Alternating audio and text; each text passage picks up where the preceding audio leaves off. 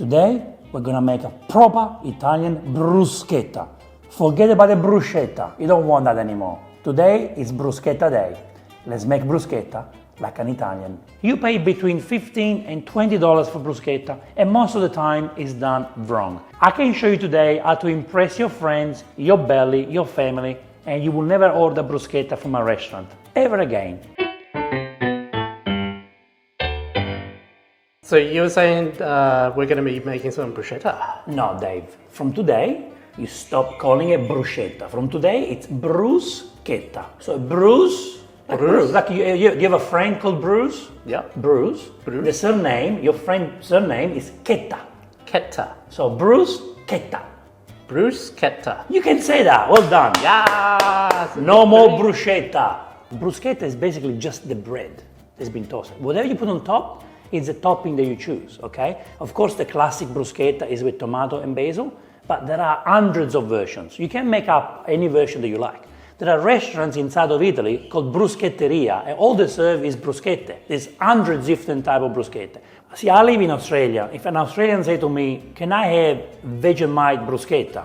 Yeah, I say, go for it.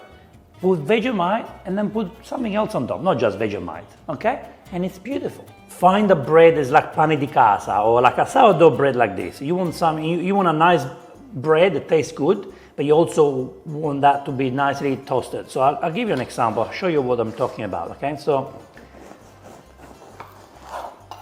see this bread here? See? This bread works perfectly for our bruschetta because when it's toasted, it becomes perfect bruschetta. And then we can go like this with the garlic once the bruschetta is toasted, and the garlic will kind of melt on the bread, okay? But this is the type of consistency you want in your bread. Personal choice is to use sourdough bread. I really like a nice loaf of sourdough bread. You can use any other bread that you like, but make sure the consistency is similar to this, okay? Sliced bread won't work. Let's see if this bread is right.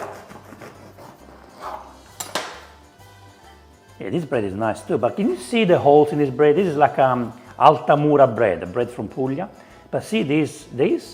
They're okay, but if you get too many holes, then it won't be good for the bruschetta, okay? So this slice might be better, but if you have too many holes, it's not really great. See, this is a nice bread to use. It's a nice slice of bread that I can cut in half and make 2 bruschette. This is what I'm talking about, beautiful, beautiful bread. I like the sourdough because the consistency, but I also like the fact that you have a slice to serve for one person, so I don't have to worry about cutting this enough. Let's prepare the tomatoes, okay?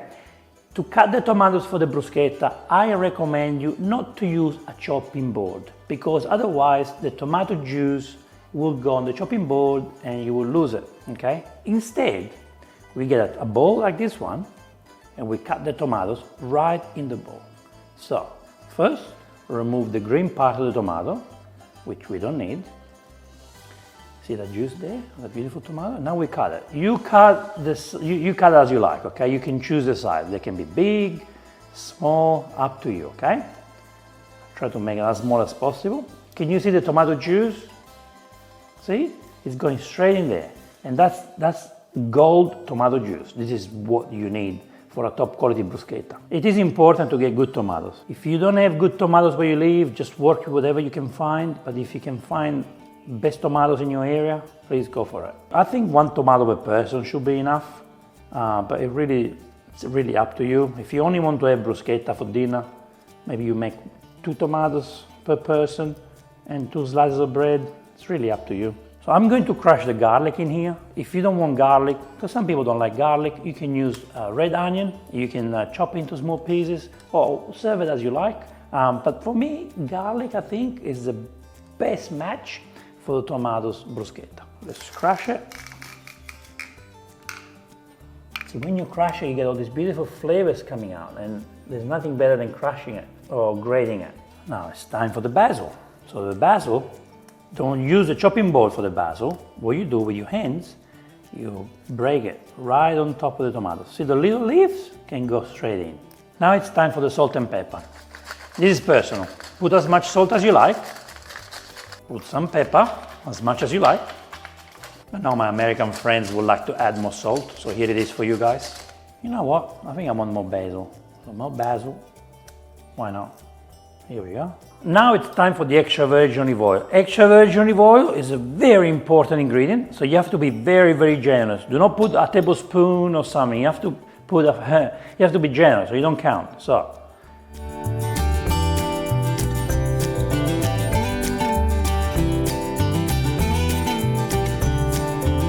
The reason why the extra virgin olive oil has to be good is because we're not cooking this. It's like it's a salad basically, so you want that to be good quality. Now we mix.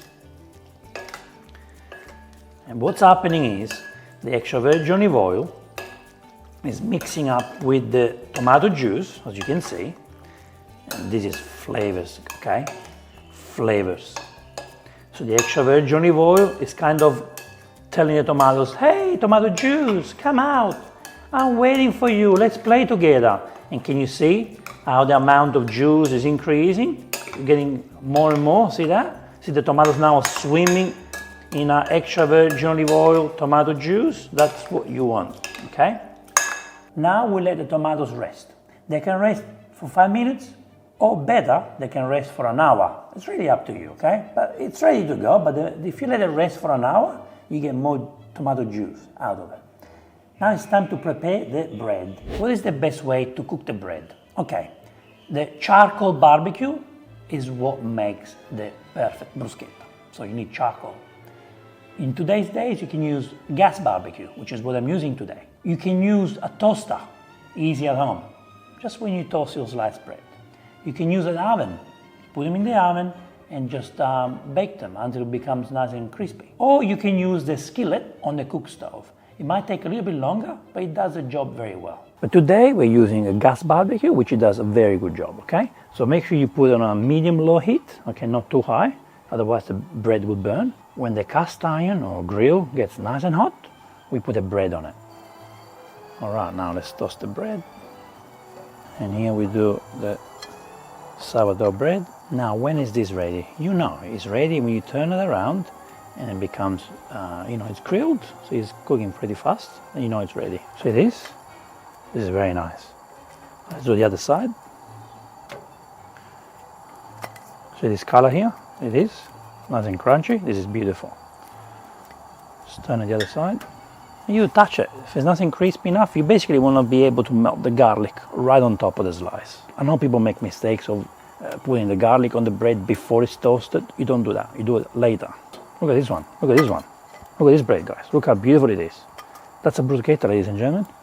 That's a perfect bruschetta. That's how you make a bruschetta. Listen to the crunch.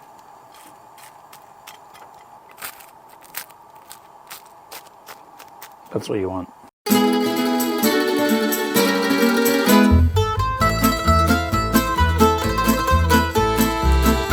This is how your bruschetta should look like. You find a way to make it happen. If you don't have a barbecue, you can still find ways. Through the toaster, the oven, or the skillet. But this, for me, it's a perfect bruschetta. Now, this is the time where you actually put the garlic on the bread, because the bread is toasted, okay? So now you can put the garlic. It's a garlic clove, cleaned. We'll remove the skin from the garlic, and you go like that on it, okay? Now, not too much, because we already have the garlic in the tomatoes, okay? So you just need a little bit of garlic on the bread. Beautiful. Okay, I should be able to use 1 clove of garlic for all of them. I'm almost done, look. Almost done. Got a little bit left, a little bit of garlic left for the last slice. Now we're putting the tomato on the bruschetta. If you don't want to use normal tomatoes, you can also use cherry tomatoes, okay? Cherry tomatoes go straight on top of the bread right now. What you have to do, you cut the cherry tomatoes in half, and then you squeeze the cherry tomato on the bread, so the juice goes straight on the bread. Look how much bruschetta juice do we have, so much. Now this is gold, because we are going to add this on the bread, and this is what's going to give flavors to the bread. We get the tomato juice, put it on top, be generous. You want to wet the bread, okay? Just like that, beautiful. Now we get a nice portion of tomatoes, and put it on the bread.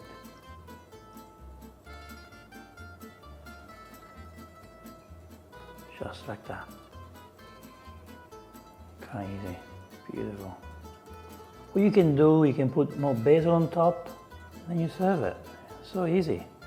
So easy. So this is how easy it is. This is how easy it is to make a beautiful bruschetta.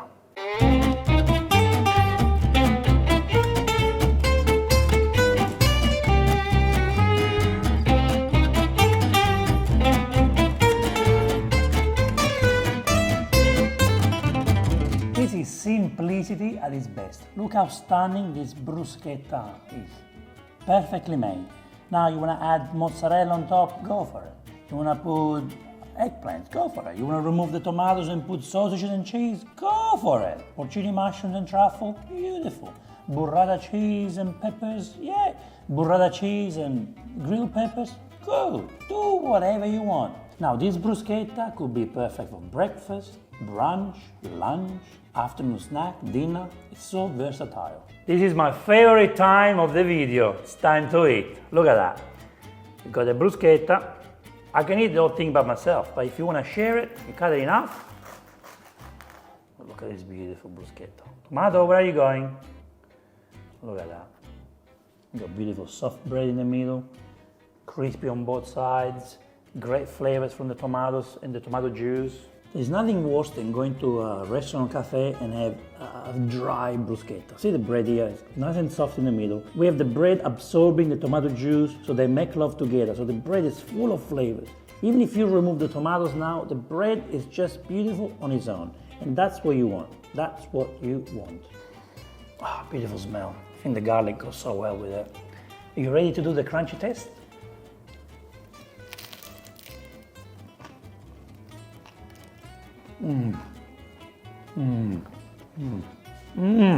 This is how bruschetta must be made. The only way to make bruschetta.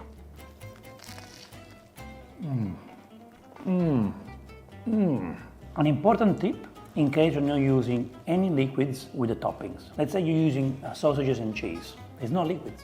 So you toast the bread, and then what you do, you put some extra virgin olive oil on the bread and spread it. So that way, you get nice flavors of the bread. In this case, we have tomatoes flavors and the oil, so beautiful. But the other bruschetta you're gonna make, you need that liquid to be laid on top of the toasted bread. I'm enjoying this bruschetta so much, seriously. You don't get sick of this. Ever, never. This is so good.